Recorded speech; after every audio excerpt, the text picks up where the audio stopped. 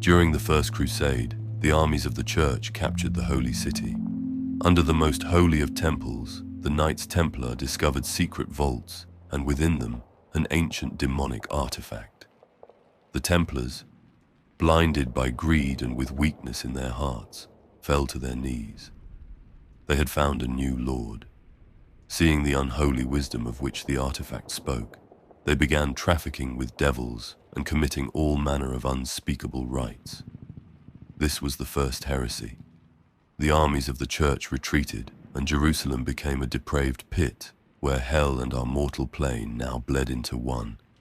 For 8 centuries, the Church has waged its crusade to take back the Holy City. The landscape has been utterly devastated, crisscrossed with thousands of miles of mud, trenches, and craters.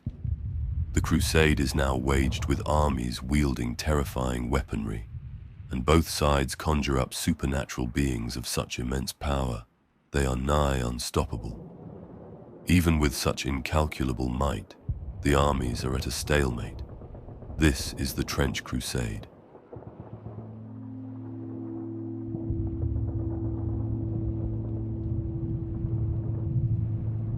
After raging for 8 centuries, the Great War has produced a bewildering variety of weaponry, equipment, and armor, and due to the power of both heaven and hell taking active role on the battlefields, a warband participating in the Trench Crusade often has a fascinating and exotic panoply of both ancient and modern weapons.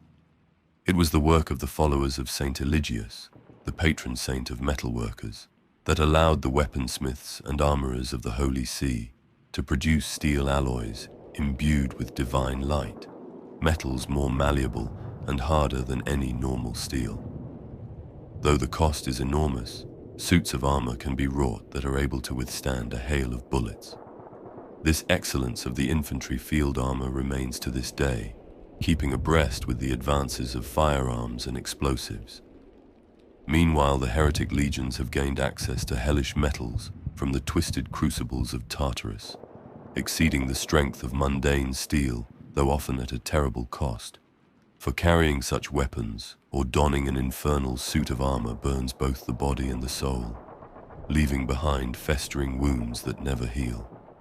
Thanks to these advances in metallurgy, titanic artillery pieces exceeding 300 feet are constructed in the foundries of New Antioch, while the forges of hell turn out truly colossal machines of death of their own. The largest known piece, the dreaded mouth of hell, measuring a staggering 666 feet in length and boasting 1,666 millimeters in caliber. The massive artillery barrages pockmark no man's land, creating a hellscape on earth between the heretic and faithful forces.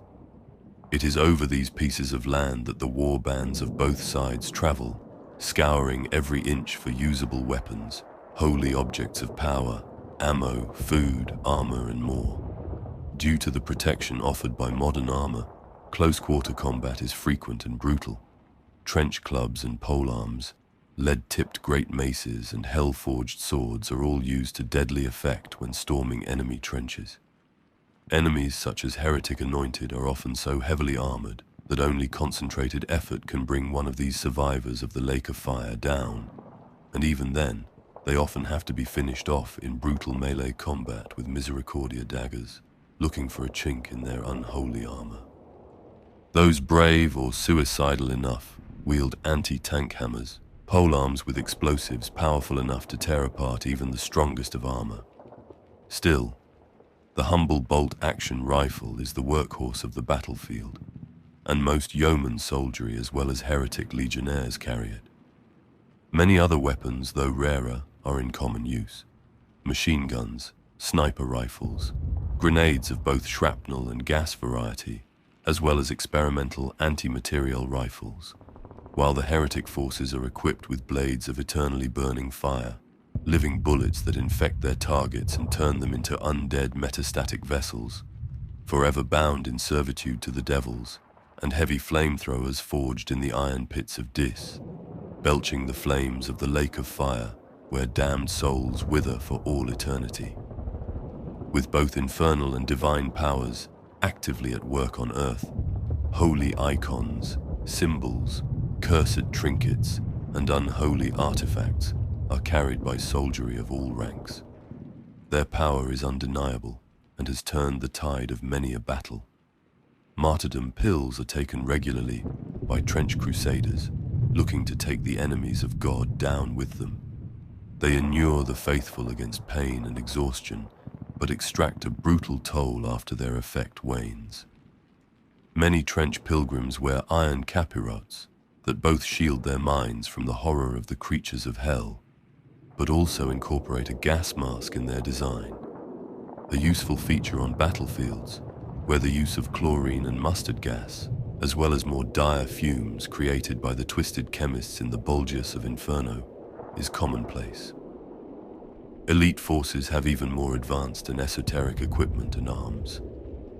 For example, the observers of the Synod of Strategic Prophecy wear a specially constructed helmet, which allows them to hear the voice of God, and thus allows them to perceive immediate past, present and future simultaneously to a degree. This allows them to perform martial feats unrivaled, but it comes at a cost. A living human is not meant to hear the holy words, and as the voice of God never decays, they must concentrate with superhuman focus to hear what they need to pick the right course of action. Sleep is impossible with the divine echo ringing in their ears. Heavy sedation and use of mind-altering drugs is necessary for them to withstand the heavy burden of their battlefield role for any length of time.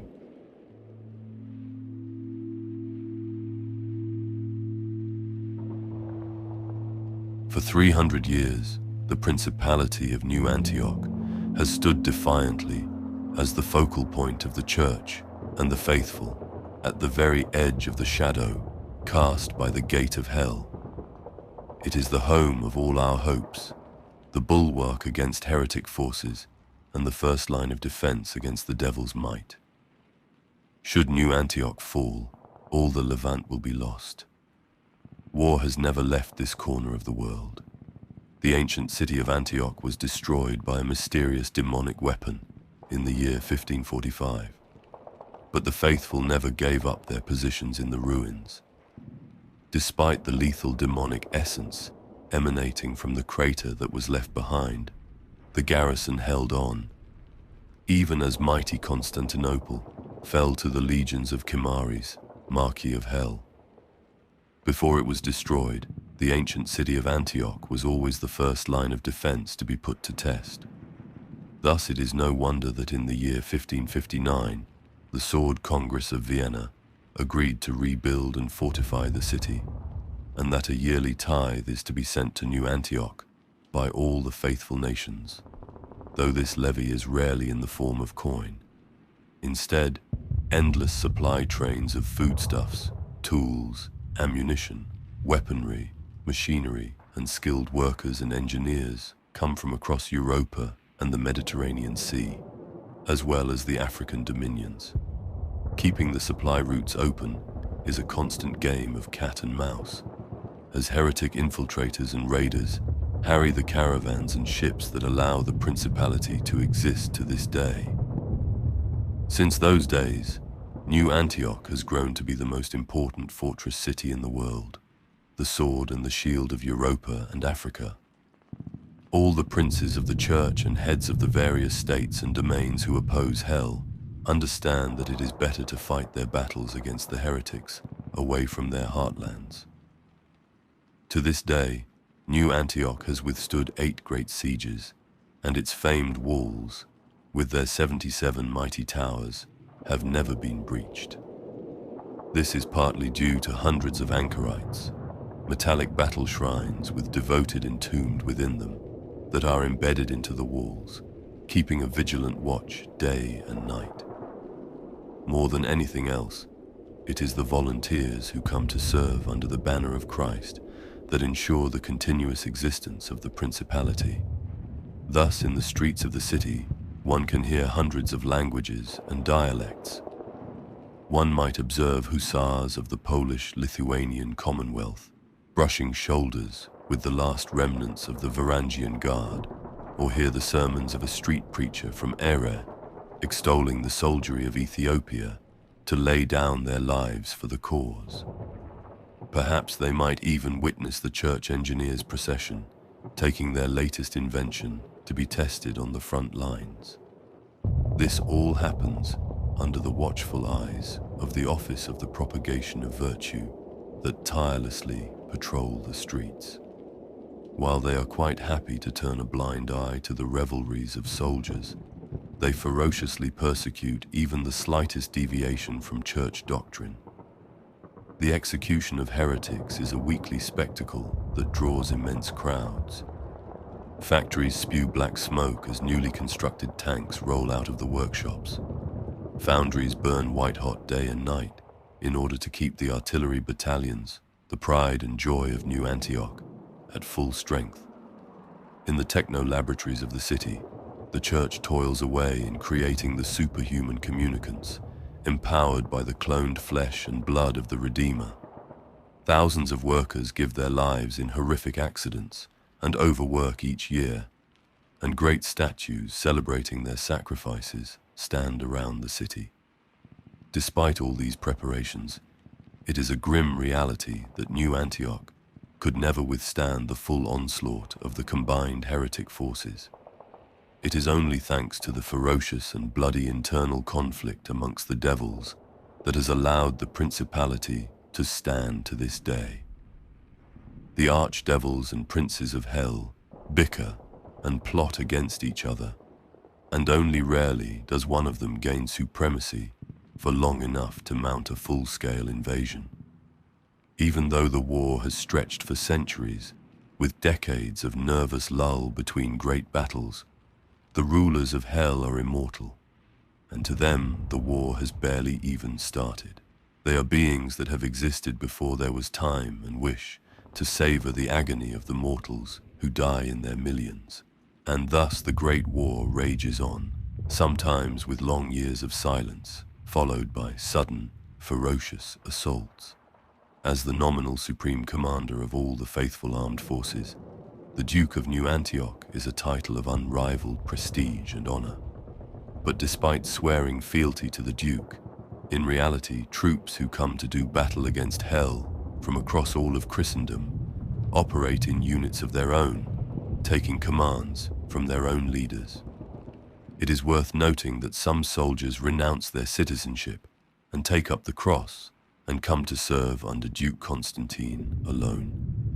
Thus, the standing army of the Principality is the greatest single fighting force the faithful can muster, and those who serve on the walls of the Home of Hopes are rightfully proud of their livery.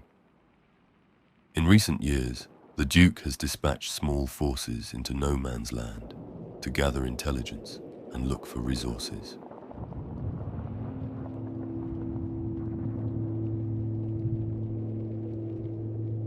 When the need is great, the Synod of Strategic Prophecy sends their famed observers to support the war effort. This order of warrior monks lives a life of absolute solitude, sharpening their minds and bodies to make themselves living weapons in the hand of God. Once a soldier joins the order, they very rarely leave the Temple of the Word, the only exception being when they are summoned to the battlefield, a situation where their unique abilities can decisively shift the balance in favor of the faithful.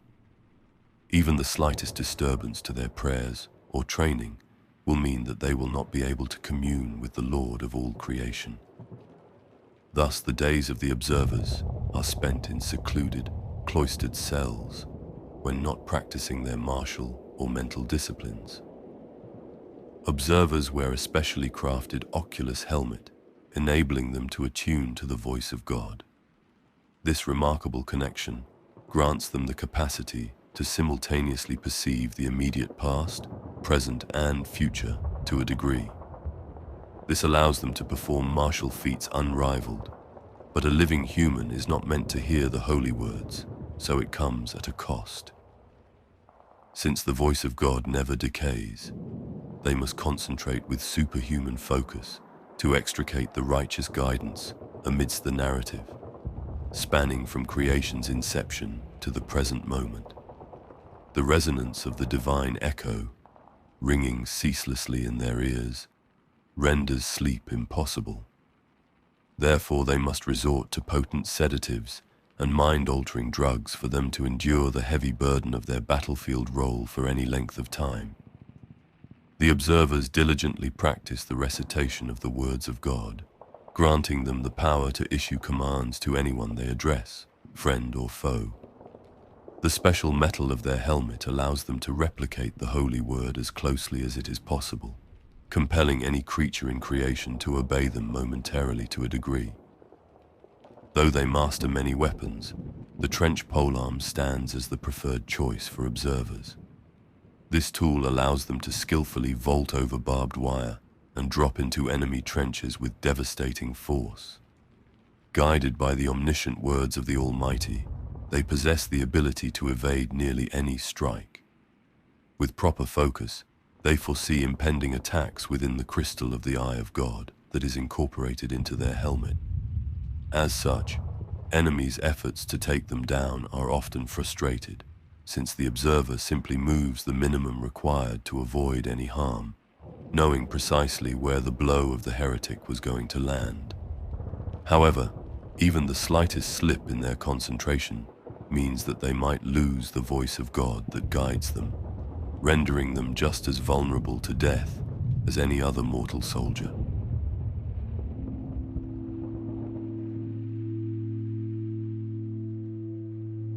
Since the beginning of the Great War some 800 years ago, the faithful have faced a problem that is seemingly impossible to overcome. They are unable to take the battle to the enemy. For such is the supernatural power of the open gate to hell, that even approaching within sight of it is impossible for all but the most strong-willed and pious. Within the inferno await domains of the lost and legions of devils. But in utmost secrecy, the Church produced an answer to this quandary: the Paladin program. Paladins are by far the greatest creations of the Mentalist order. They are near-perfect communicants, for in their veins flows the purest blood that the Meta-Christ program has been able to produce. Paladins are warriors with such physical stature and inner holiness that not only can they approach Jerusalem's Vale of Tears, but also enter the very gates of Inferno and undertake missions within hell itself, and return to tell the tale. Each is said to represent near perfection of human form, both mind and body. Though much scarred and burned from the long centuries of war they have been forced to endure for the sake of all in creation. Paladins reside in secluded cells within a secret wing of Castel Sant'Angelo until the hour comes and the Council of Saints sends them forth to do battle. In such time, the Paladin emerges from their seclusion. They go to their arming chamber and kneel at the center upon the mosaic of the militant Christ the Lion. They are then armed and armored by blinded and gelded serfs, for no impure gaze or carnal desire is to fall upon the Paladin by the servants of the Church, and briefed on their mission by one of the cardinal generals. They are given the last rites prehumously should they fall, for there is no mission more dangerous than war within Gehenna. Originally there were 12 Paladins, but now only 9 remain. 2 have fallen in battle, and it is rumored one has turned traitor, though the Church vehemently denies such slander upon pain of death. Despite ceaseless efforts, the Holy Mentalist Order have been unable to produce even a single new Paladin in the last 3 centuries. It has proven just as difficult to replace their holy armor and weaponry. Since the destruction of the holy city of Jerusalem, it has not been possible to harvest more Golgothic tektites required for the machining process for the Paladins' armaments. Thus their elaborate suits of armor, despite the fastidious care of the dicastery of the service of Church militant disciples, are much scarred, burned and corroded, and many pieces of armor have been slated to be reforged in a vain hope that even the tiniest shard of the required materials could be recovered. Thus each Paladin is forced to endure searing pain like no earthly suffering where their armor has weakened, relying on their unshakable faith during their lonely crusades into perdition. Each of the 9 circles of hell has its own foul atmosphere and deadly environment, from noxious fumes to burning heat or a bitter coldness below absolute zero, requiring a specific suit of armor to withstand the infernal elements. Thus, when a paladin enters the gates of hell, they know they must succeed alone or die trying. No help will be forthcoming, not even from one within their own order. Paladins are used only under the orders of the Council of Saints, and even then, extremely sparingly. Each mission they undertake must bring great and tangible benefits for the Church and the overall war effort, and its long-term benefit must be determined by the Synod of Strategic Prophecy. Paladins are tasked with missions such as exterminating key nobles of hell, destroying laboratories, creating some new devastating variant of the Black Grail, or interrogating devils with holy fire and the blood of the Lamb until they give up their infernal plans.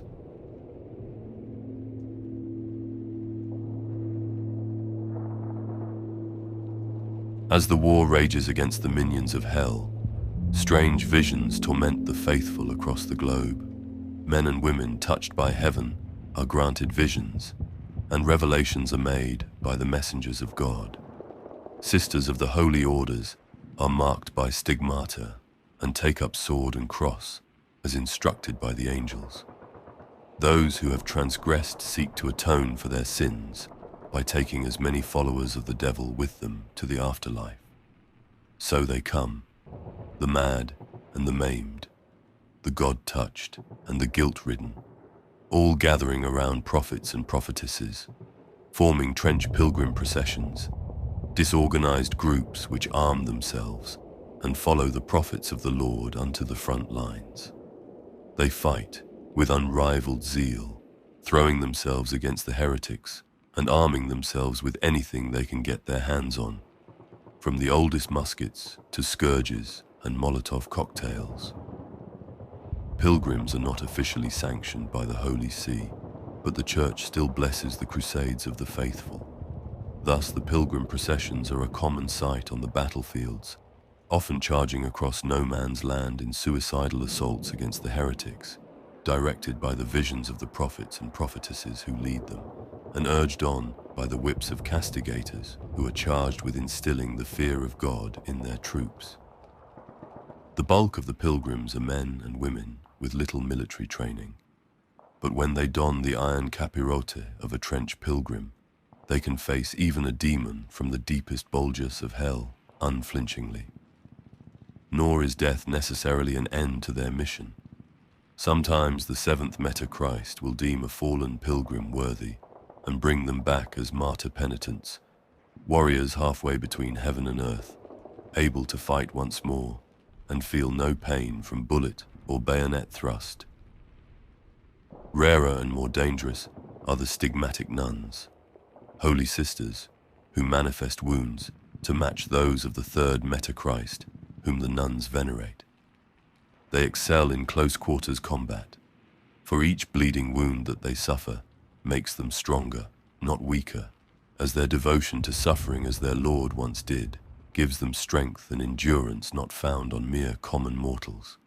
Armed with swords and pistols, they cross no man's land, heedless of any danger, praying to sustain wounds for the Redeemer, which in turn will transform them into the very vengeance of the Lord.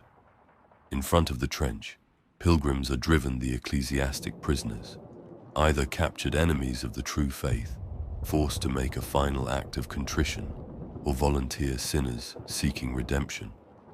Each is strapped with high explosives, which are detonated once they reach the enemy lines. They dash across the killing grounds, hoping to either miraculously survive the blast and escape, or take as many followers of Lucifer with them as they can, depending on their convictions. The most puissant of pilgrim processions will be accompanied by a shrine anchorite, a metal behemoth some 12 feet tall, a living altar of war almost completely immune to any damage. The interior of the anchorite is covered in spikes and barbed hooks so that the monk who controls this colossus is in a constant state of torment, rejoicing in the pain so they can suffer as their lord once did. In combat they wield adamantine Catherine wheels of massive proportions, which they use to crush the sinners and heretics into a pulp, and then string them upon the wheel as a warning to others. There is a bewildering number and variety of trench pilgrim processions.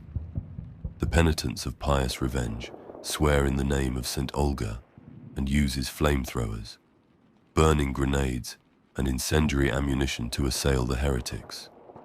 The pilgrims of the Iron Path follow St. Rita of Cassia and go to battle with hammers, mauls, maces, and cudgels, and hammer nails into their heads in the memory of the saint they venerate.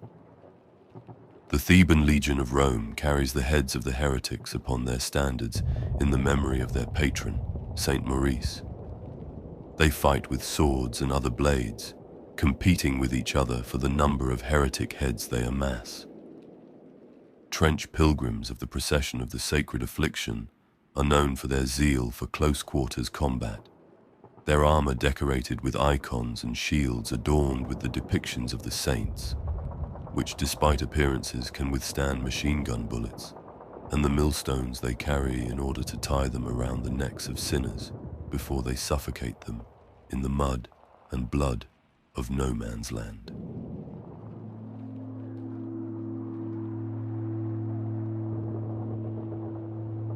Shrine anchorites are metal behemoths, some 12 to 15 feet tall, a living altar of war, almost completely immune to any damage, with a diesel engine belching smoke and trumpets echoing with prayers. The interior of the anchorite is covered in spikes and barbed hooks so that the monk pilot is in a constant state of torment, rejoicing in their pain so they can suffer as their lord once did. The exterior is festooned with icons, holy relics, and devotional prayer scrolls, each according to the traditions of the pilgrim sect that the anchorite serves. The first anchorites were built a long time ago in the fortress monastery of Velerad in Greater Moravia. Several hundred of these battle machines were built under the guidance of Saint Methodius, though now the craft is lost as the monastery was destroyed by a death commando infiltration force of the demon Marcosius. Later innovations of the engineering foundry of New Antioch created machine armor, a far smaller but more maneuverable personal protective suit based upon the anchorite design.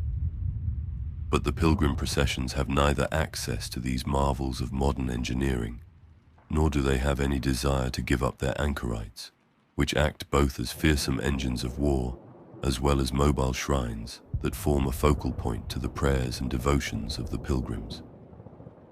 The pilot monk or nun, once installed, never leaves the shrine anchorite until the day they die. Once they fall in battle, or rarely of old age, their remains are reverently removed, and body parts are preserved in reliquaries mounted upon the anchorite. Thus, each of these war machines is a testament to its long history of war against the forces of hell. In battle, each anchorite carries a great adamantine Catherine wheel, as well as an immense bone-breaker mace to bring the wrath of God upon the sinners, heretics, and apostates. In a show of piety and atonement, it is a common practice for trench pilgrims or stigmatic nuns volunteer to be broken on the wheel and serve in their final battle mounted upon this device of execution, as a sign of both their willingness to suffer for their sins and for the spiritual protection their sacrifice is said to grant to the anchorite. The Church frowns upon this custom, but pilgrims flock to their anchorites on the eve of any battle, hoping to be granted the honor of perishing upon the wheel.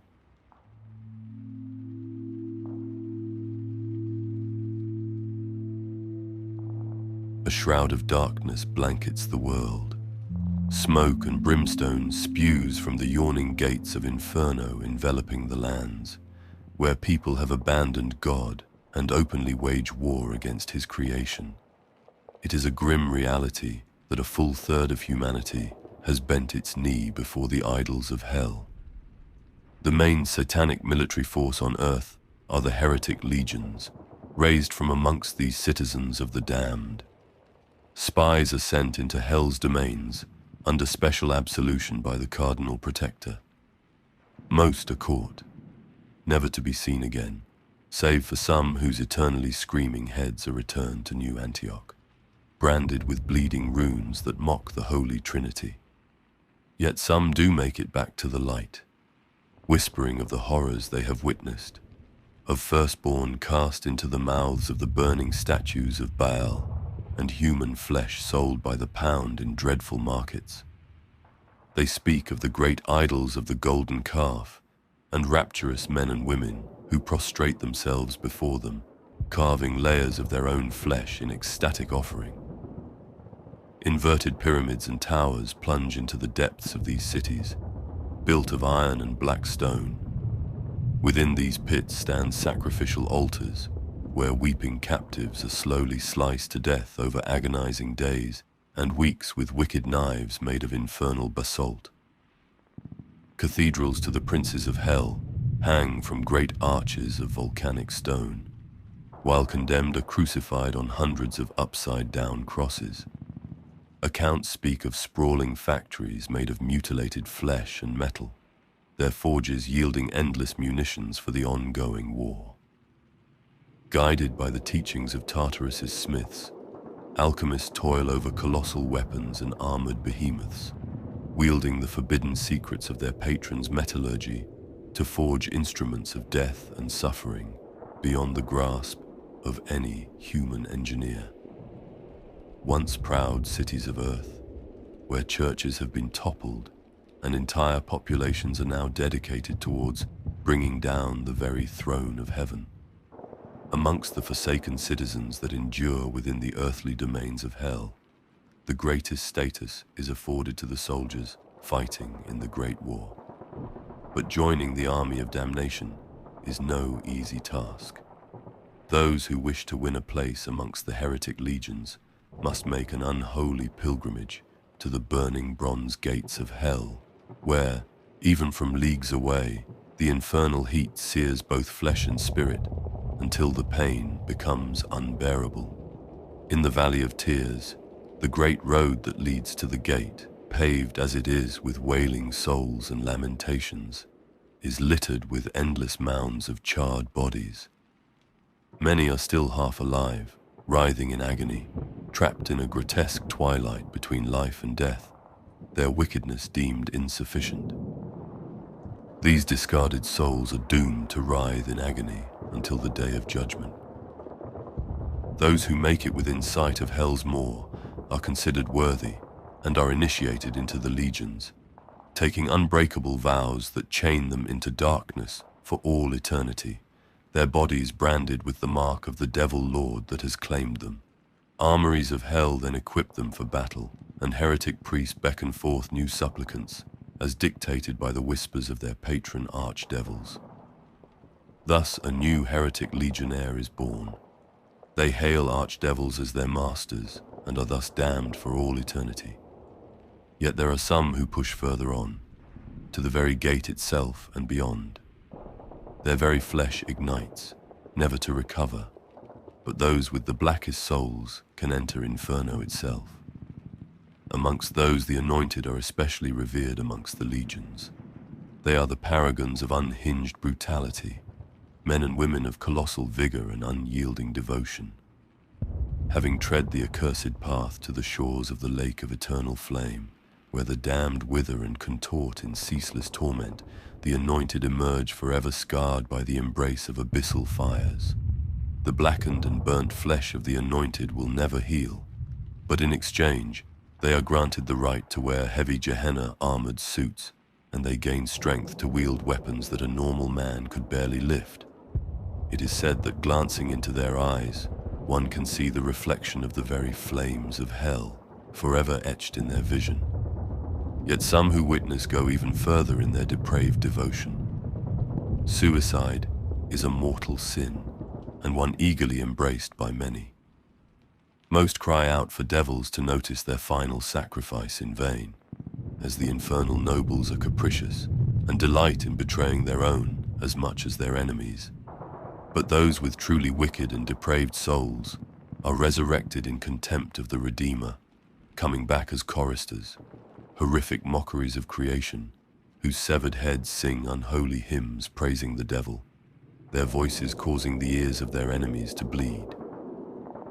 Though the vast bulk of the heretic legions are made of mortal humans, hell often sends their own abhorrent progeny to reinforce their mortal foot soldiers. Nightmarish war beasts made of captured and possessed creatures, and dreaded artillery witches who act as mobile artillery supporting lighting assaults. Thus, in this accursed theatre of war, mortals and abominations march hand in withering hand, bound by the suffering ties of damnation. The wails of tortured beasts meld with the shrieks of damned souls, while the skies rain down fiery retribution upon all who dare to oppose the heretics' ceaseless crusade for a demented parity with their creator.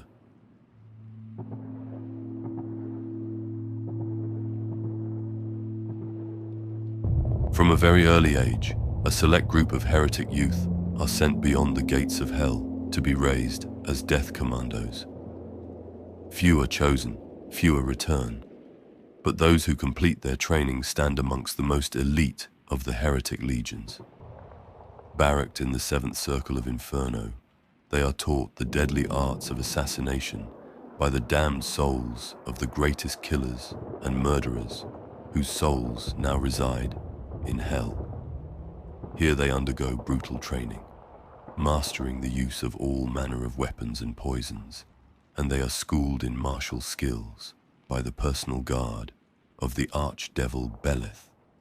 They learn to slither as serpents through the battlefield, leaving murder in their wake. Their specially forged Tartarus claws are quenched in the waters of the river Styx, a source of poison more potent than any mortal venom. Many carry silenced pistols to take down targets unseen and unheard. Aside from their weapons, the Death Commandos are equipped with stealth generators that operate by diffracting light, utilizing the heart of an innocent and infernal technologies that hide them from the eyes of God. Once their training is complete, the Death Commandos emerge from the abyss as silent specters of carnage. Of the heretic troops fighting in the trenches of the Great War, the Death Commandos are the most feared by the faithful. Most infamous in the ranks are three master Death Commandos, Cain, Barabbas, and Haman, who simultaneously assassinated the Supreme Pontiff, the High Prophetess Elia, and the Holy Roman Emperor in the year 1894. This threw church forces into turmoil and allowed the heretic legions to launch a lightning offensive across the Levant and Europe. The tongues of the Death Commandos are ceremonially ripped out at the end of their training. They will never speak of what they have learned, and their unnerving silence adds to their sinister reputation. They communicate with each other with a complex system of inscrutable hand signals.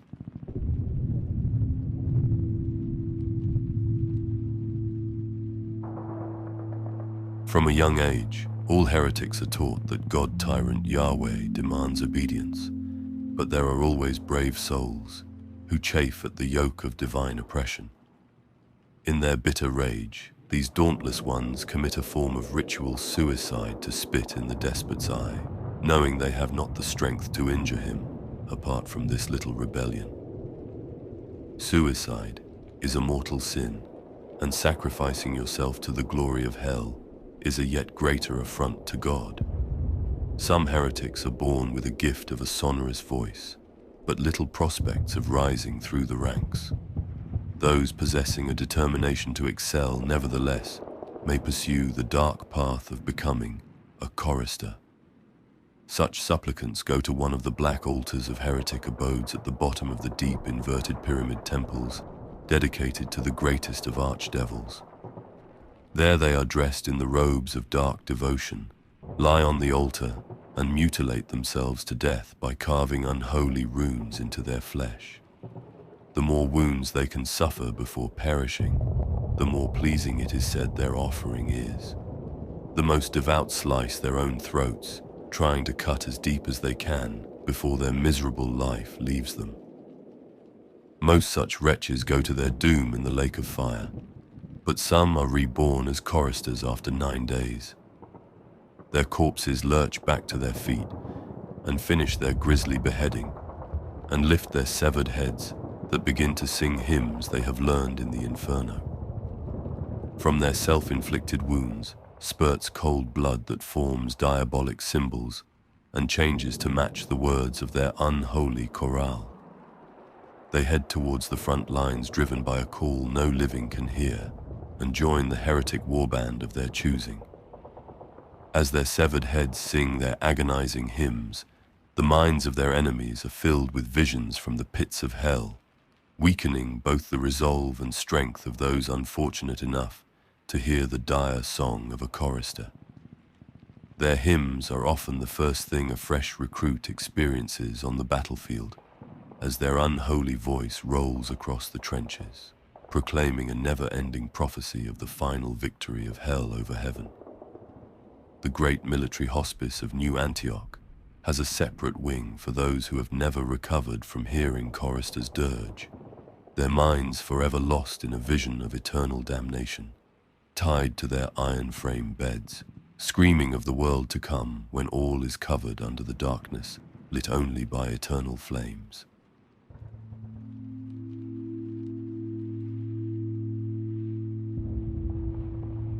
Epidemics of typhus, malaria, typhoid, smallpox, yellow fever, pneumonia, trench fever, Marquisian disease, and countless others ravaged the trenches and battlefields of the Great War, but they all pale in comparison to the most dreaded of them all, the Black Grail.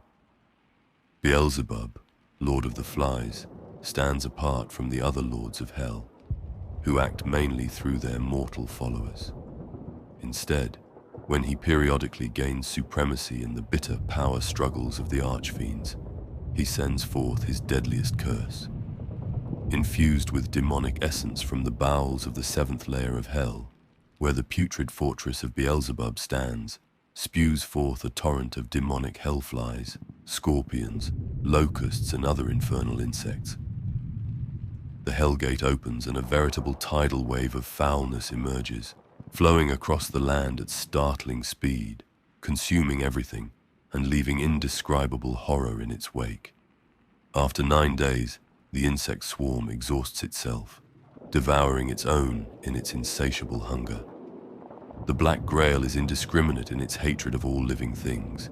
Its infections can spread to virtually any living biological matter, which bursts forth with tumors, boils, and weeping pustules. Puddles and ponds of melted flesh are left in its wake, endless mouths left screaming in their agony, for the Black Grail destroys the body but leaves the mind intact to suffer. The scientist priests of the church and the alchemists of the Sultanate fervently look for a way to inoculate their people against this foulest of diseases, but thus far they are without success.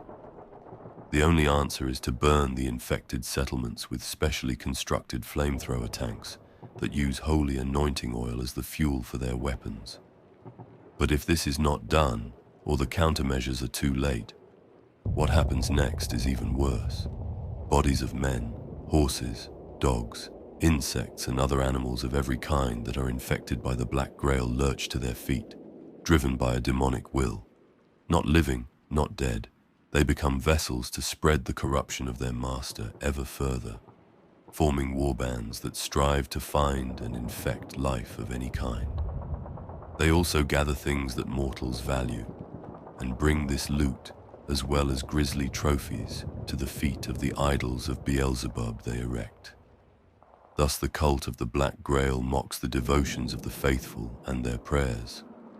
At the head of such warbands stand the Knights of the Order of the Fly, those most depraved men and women who willingly embrace the Black Grail and whose devotion Beelzebub finds sufficient. They are granted weapons, armor, and equipment corrupted by the hand of the Archfiend in exchange for sacrifices brought to the altars of Beelzebub, which these warbands build wherever they go, objects of grisly horror constructed from the remains of their victims, shaped into the form of monstrous flies.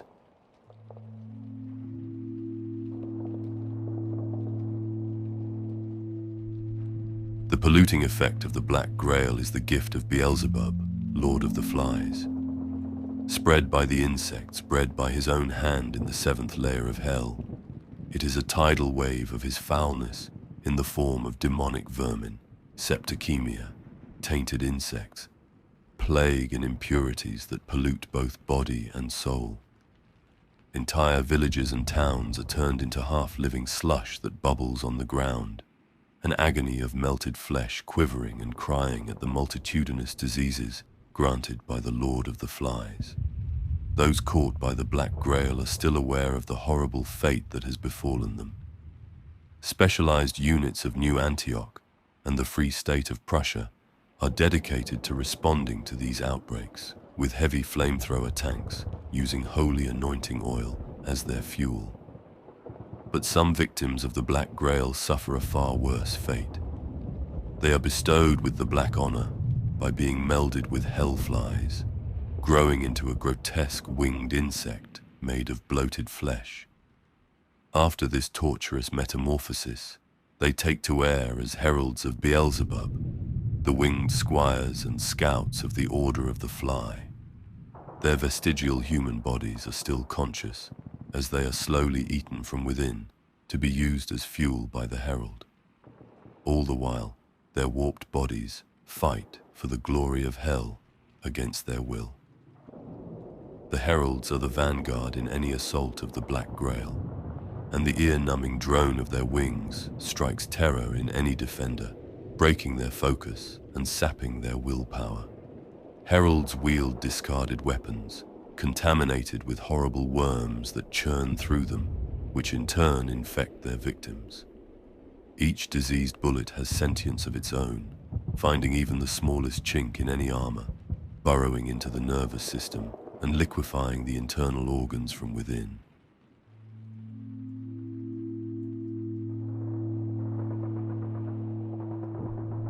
When the tide of Black Grail comes, many mortals cry out to Beelzebub in their despair, hoping that the Lord of the Flies would spare them in exchange for worship and servitude. But their prayers fall on deaf ears, for the Prince of Gehenna hates all creation and only wishes to warp it into a form pleasing to him and hateful to God. But there are few mortals, exceedingly rare, who truly share the vision of Beelzebub and wish the world to end in a putrid, parasite-infested mass, eternally writhing in the throes of the endless plagues bestowed upon them by the Black Grail. Many of them are secret and highly skilled killers, men and women whose pleasure is to murder repeatedly, plying their craft in secret, wishing one day to do it openly. From amongst such twisted individuals, the most depraved are inducted into the ranks of the unholy Order of the Fly, known as Plague Knights. When the Black Grail comes, they come out calmly and welcome the wave of corruption, not consumed by it, but rather warped into a cadaver-like creature halfway between life and death. They retain sentience, intelligence, and a dim memory of their past lives, making them extremely useful at leading the Black Grail into the isolated farmsteads and remote settlements that might otherwise escape the clutches of Beelzebub. The more living creatures a Plague Knight can find and warp beyond recognition, the higher they will climb in the ranks of the Order of the Fly, and the greater the favor they will find in the eyes of Beelzebub. Amongst their rank, there are 12 Plague Knights of great renown, made in mockery of Paladins of the Church, great champions of the Fly. They dwell within Ekron, the city of Beelzebub, a place of such wilting horror that none dare to approach it, not even the mightiest of heretic lords. But sometimes the orders of their lord come to their ears, and then the mightiest of Plague Knights strike forth, following orders carried out by the deafening buzz of trillions of beating wings of hellflies.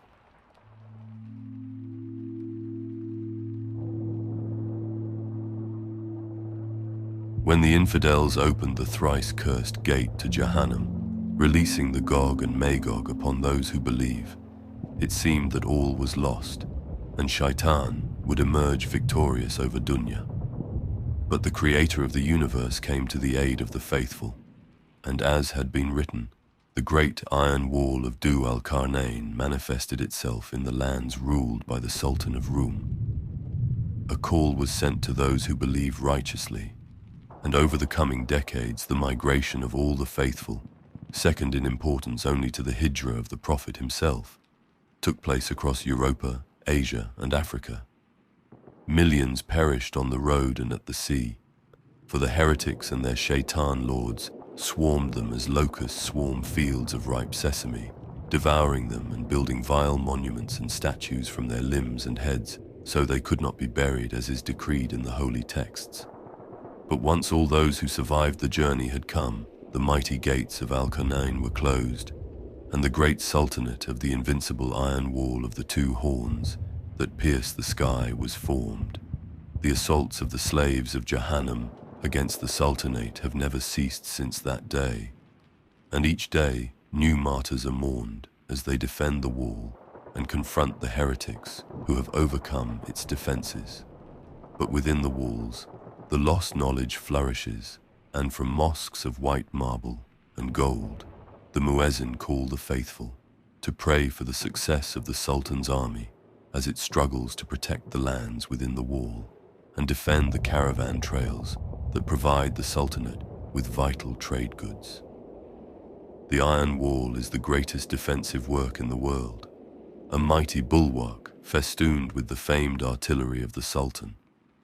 Azebs sharpshooters stand at ready, ever watchful for surprise attacks, and the elite Janissary regiments have barracks at set intervals near the wall, so they can react to any attack at speed. During a more serious incursion, a full muster of Azebs is called. The House of Wisdom unleashes its terrifying Takwin creations upon the foe, and if the need is desperate, the Sultan himself comes forth, and his Janissaries march with him to do battle, carrying the green flag of the Prophet before them. Thus, the protection of the Iron Wall has had an extensive influence on the Sultanate way of war. The conscripted Azebs are experts at feigned flight and skirmish, while the loping lions of Jabir harass the enemy flanks.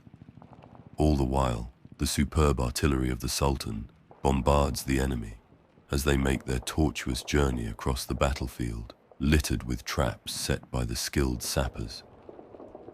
When they reach the ranks of the faithful, the Janissaries, Sultan's elite household troops, close in and finish the enemy with their devastating countercharge, led by their iron-willed officers. Dreaded assassins from Alamut prowl in the winds of time, striking the enemy elites and leaders, while the alchemists of the House of Wisdom unleash devastating weapons made deadly by their elemental mastery, capable of overcoming defenses of virtually any foe. Beyond the Iron Wall, forces of the Sultan operate in small, mobile companies, each with a particular mission to accomplish. They hunt down apostates that have gone to serve shaitans, look for the relics from the time of the prophets, or seek to recover lost treasures and books of knowledge from the ruins of the fallen caliphates. Though an understanding between the Church and the Sultanate on being co-belligerents against Jahannam exists, the commanders of these expeditions will tolerate no interference and do not hesitate to crush those who would hinder their mission.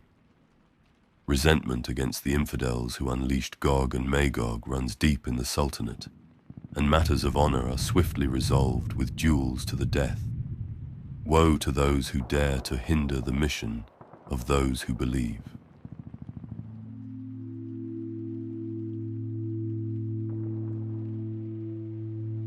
The Janissaries are the Sultanate's elite warriors, raised from childhood in the arts of war. Captured during raids upon the desolate northern and eastern marches beyond the Iron Wall, they are subjected to rigorous martial training and indoctrination from an early age. Through spiritual and alchemical means, bound by chains unseen, their minds are carefully conditioned until they attain a complete and unwavering loyalty to the Sultan and to him alone. Their physical attributes are augmented by potent elixirs created by the mystic Jabirean arts. Their ornate armor is forged from the metallic formula that the Alchmagi of the Sultan gleaned from the very iron wall that protects the Sultanate from their enemies. These soldiers are also protected by powerful talismans crafted by the blind thaumaturgists from the school of the meteoric omen. Armed with Jezzail rifles, hand mortars, yataghan blades, and a devotion carved upon their very souls, the Janissaries are formidable opponents indeed. On the battlefield, Janissaries excel at storming enemy strongpoints and trenches, crushing elite formations, and acting as the bodyguard for high-ranking individuals. Though the Sultan uses them sparingly beyond the Iron Wall, since they also form his personal bodyguard, some Janissaries are sent to the front line to bolster the cause of the Sublime Gate. In the middle of the mud, blood and dust of the trenches, their richly decorated panoply of war creates a beautiful and frightening spectacle as they charge the enemy lines, with total conviction that paradise awaits those who fall in righteous battle.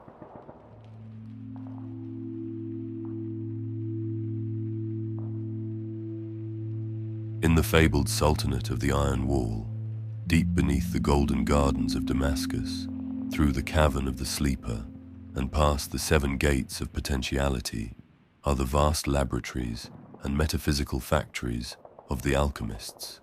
Using the mysterious Jabirean process called takwin, the alchemists are able to create artificial life and produce all manner of strange, wondrous beasts and automatons to delight the masses of the souk and grace the gardens of the Sultan.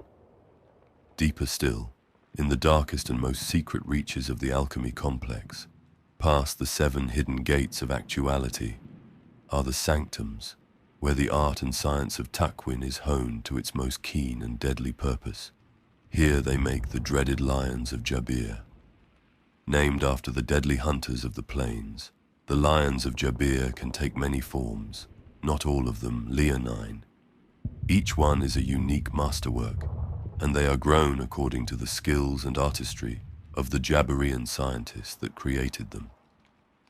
The esoteric arts the Alchmagi employ are learned through study of forbidden books of Solomon, and many alchemists are killed when their experiments fail or run amok. However, the lions are in desperate demand by the army of the Sultanate, so the program continues, regardless of cost and casualties. Creating the lions of Jabir is extremely difficult, and there are endless variables to consider. Because of this, the lions are often malformed in some way.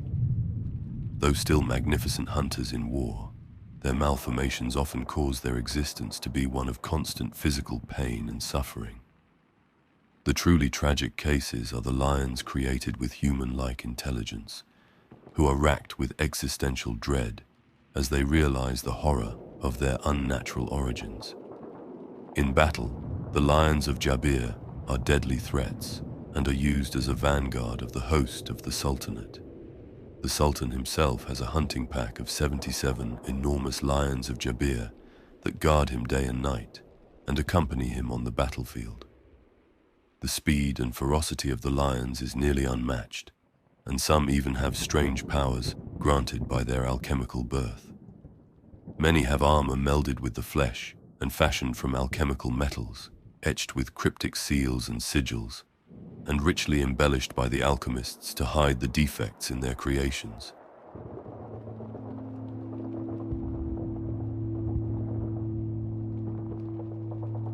The alchemists are the battlefield mystics and artificers of the great Sultanate of the Iron Wall, schooled in the hidden knowledge of the legendary Smaradine tablet within the House of Wisdom. Admission is open to any with will and intellect deemed sufficient, be they man or woman. To become an alchemist is no easy task. They undergo many trials on their path to mastery. First are the countless lessons of the newly initiated, studying the Jabirean corpus, translating the keys of Solomon, and learning all the fundamental disciplines of their primo-evil science. Only after 7 years of study, under the watchful and exacting eyes of the High Alchemagi, is an aspirant allowed to attempt the 3 trials required for full membership in the order. The first trial is to create a suit of alchemist's armor which protects against harm. This is an essential tool of their craft, festooned with the seals of Solomon, which enables them to bend the elements of creation to their will and shields them even from the devices of hell. Next, they must create a Takwin servant, a homunculus creature of artificial life and intellect. If the candidate manages to follow the complex formula, as well as the intricate timing and temperature requirements, the creature will emerge after 40 days of toil. It will act as the alchemist's living tool of creation, for their hands have fine motor skills, well beyond even the nimblest craftsman. Vaguely shaped like a small human, it can change the consistency of its body to an almost liquid-like slime to squeeze into alchemical chambers, to do their master's bidding in extreme temperatures and in the fog of poisonous chemical fumes. Many aspirants fail here, and their creation emerges from its golden celestial sphere, a deformed monstrosity filled with hatred towards its creator. It burrows itself into the alchemist's body to consume it from within, wearing its would-be master as a skin. The third and final test is opening their third eye, the key to cosmic illumination, which allows them to see the building blocks of creation, and thus be able to ensure that the elements they use are in perfect balance. Those that fail their final test are horribly changed.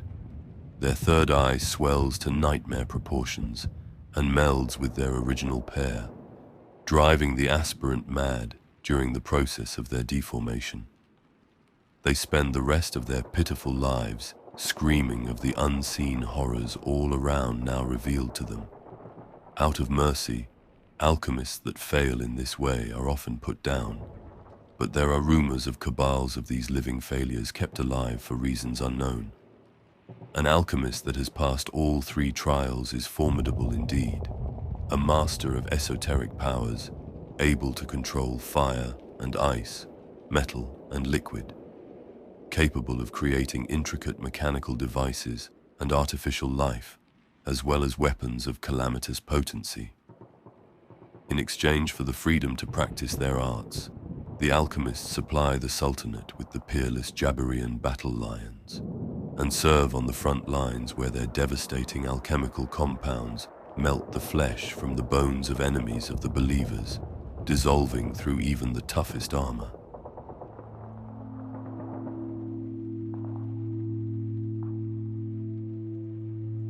They go by many names: Ghost Wolves, the Secret Knives, Subtle Vipers, the Sultan's Wrath. Whatever they are called, assassins of the Sultanate instill terror in the hearts of even the most dauntless. Assassins are a legendary order of mystic warriors, notorious the world over for their esoteric arts and ruthlessness. Atop a forbidding mountain broods the Onyx Fortress, Alamut the Unconquerable. Behind its shadowed walls, great secrets are hoarded by the ancient Magi. Some say that the founder of the Order of Assassins, Rashid ad-Din Sinan, best known as the Old Man of the Mountain, still holds his court here.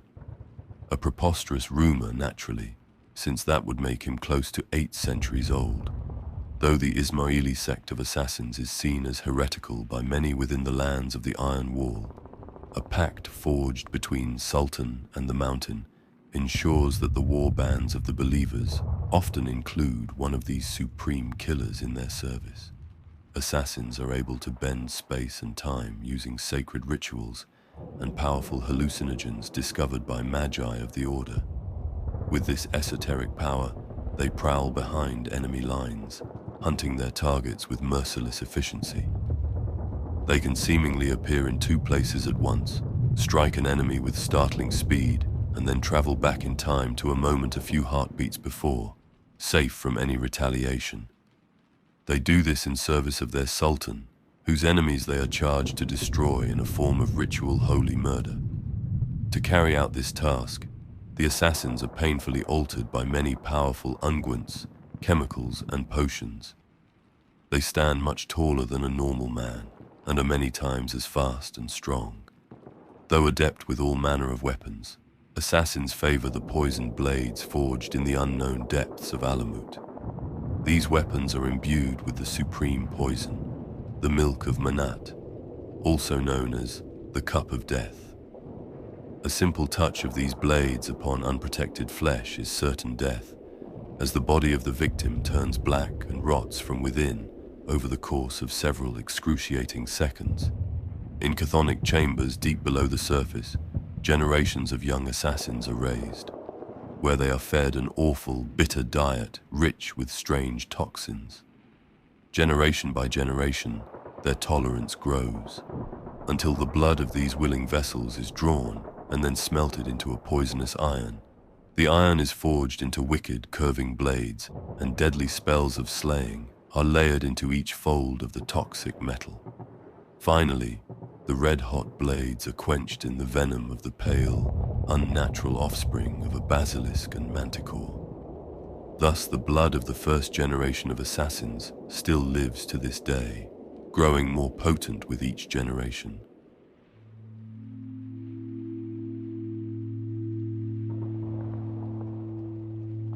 The lands of the Sultanate are vast, and many armies can be raised from the multitude of the provinces, where one household in 20 is required to arm and equip a soldier to serve the ruler of those who believe. Most such soldiers are known as Azebs, meaning unmarried, as those with families cannot become Azebs, who serve as the light infantry on both land and the sea, as well as guarding the Great Iron Wall against the heretic assaults. When an elite force is sent beyond the wall to strike at the enemy or look for holy artifacts, the recruiters of the Sultan call for volunteers to join the leaders of such expeditions. Though the missions into no man's land are dangerous, there are always plenty of Azeb who step forward. There is fame to be won and chance aplenty to acquire valuable loot. Weaponry of the Azebs varies a great deal, as they do not have access to the superb arms, armor, and alchemical marvels the elite household troops of the Sultan, such as Janissaries and cataphracts, do. Most carry jezils with a distinctive curved stock. These are handmade weapons, and consequently, they vary widely in their construction.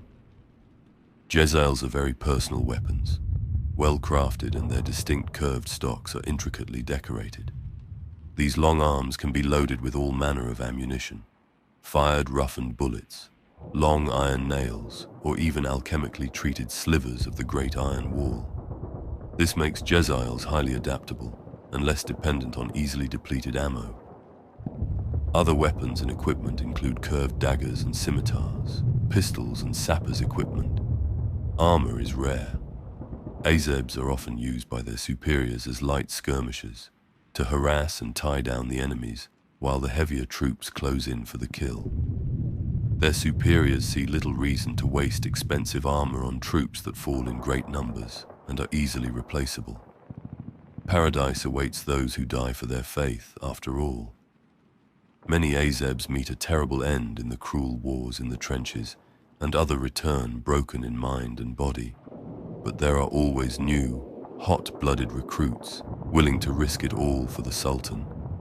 A chance to kill the hated followers of Shaitan and return to home as heroes with fabulous stories and glittering gold.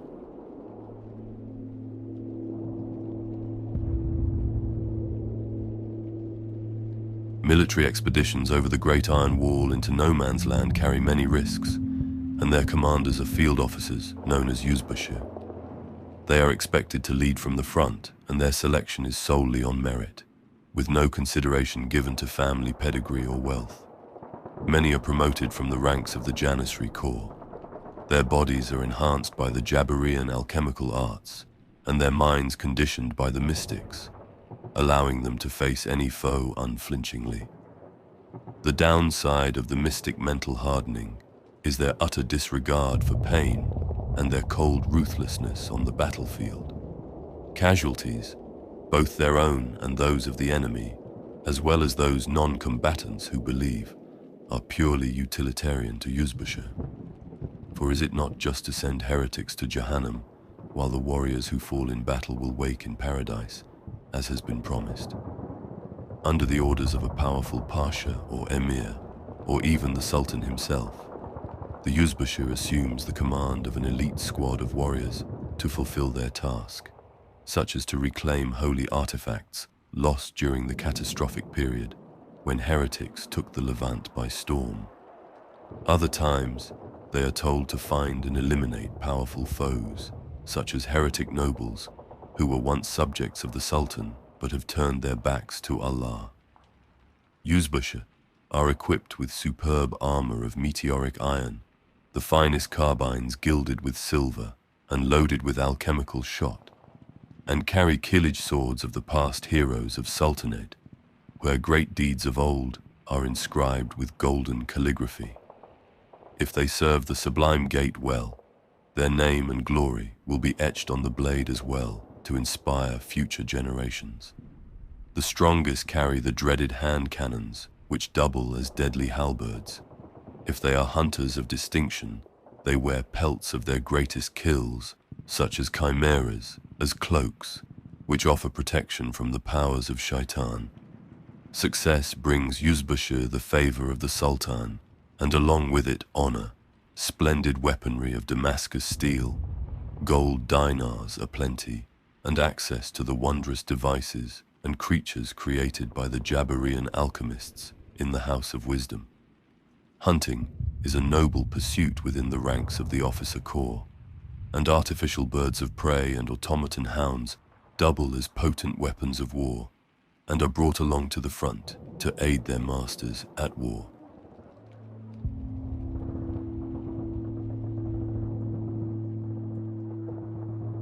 Due to the protection afforded by the Iron Wall, the Sultanate has always maintained excellence in artillery. However, the siege guns and heavy mortars that defend those who believe on the ramparts of the wall are far too cumbersome for small expeditionary forces. Thus, in the year of the Hijra 821, Sultan Bayezid III commissioned a new creature of war to act as living field artillery. To fulfill this decree, the Jabirean scientists of the Royal Artillery House have labored for centuries to perfect the divine art of takwin. In their secret laboratories, they performed countless experiments, learning many precious and costly lessons in the process.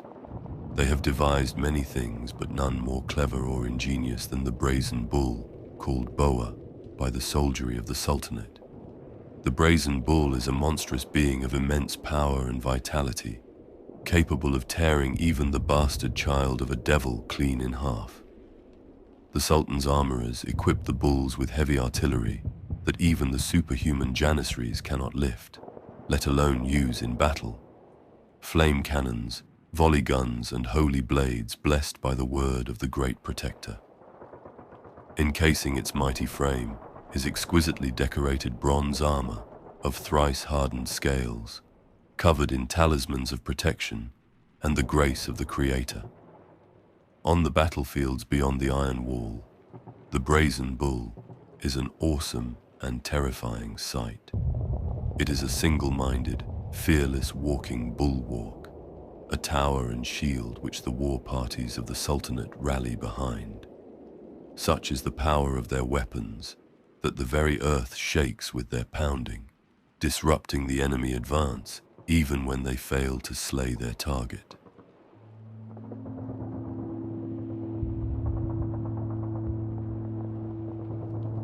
That marks the end of the Trench Crusade Lore Sampler. I sincerely thank you for supporting my channel and listening to my narration. Have a good day or a good night, wherever you may be.